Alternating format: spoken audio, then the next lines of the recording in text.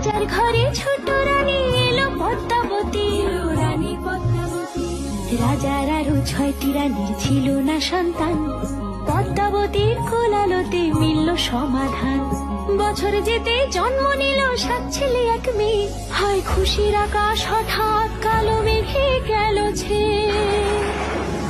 হিংসেতে যায় জ্বলে পুড়ে বাকি 6টি রানী, যুক্তি করে ঘটায় ওরা 7 কুমারের হানি। সুযোগ মতো 7 ছেলেকে মাটিতে দেয় পুঁতে, বাঁচে একা পারুল, ওরা পায় না তাকে ছুতে।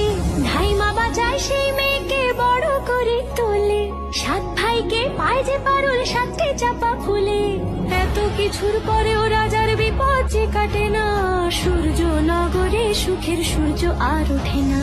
হিংসা বিবাদ বিচ্ছেদ আর প্রেমের কাহিনীতে পারুল বোন কি পারবে 7 ভাই চম্পাকে জাগাতে?